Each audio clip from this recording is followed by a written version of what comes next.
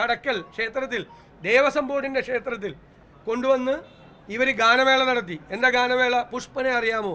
അമ്പലത്തിലെ പാട്ട്. പിന്നെ ലാൽ സലാം സഖാക്കളെ, ലാൽ സലാം സഖാക്കളെ.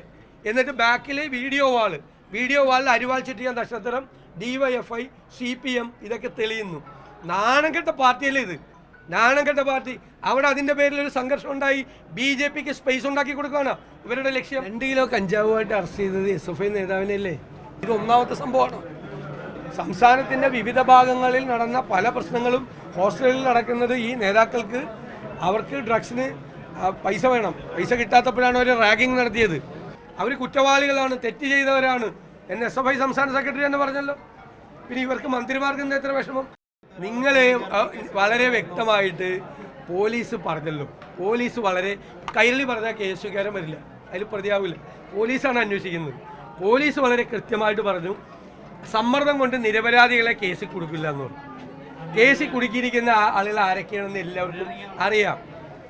എല്ലാവർക്കും അറിയാം കേസിൽ കുടുങ്ങിയത്. ഇനി കേസുകാരെ വേണേൽ പെടുത്തണം. അത് പെടുത്താൻ, നിരപരാധികളെ പെടുത്താൻ തയ്യാറല്ല എന്നാണ് ഉദ്യോഗസ്ഥന്മാർ പറഞ്ഞത്. മനസ്സിലായില്ലേ?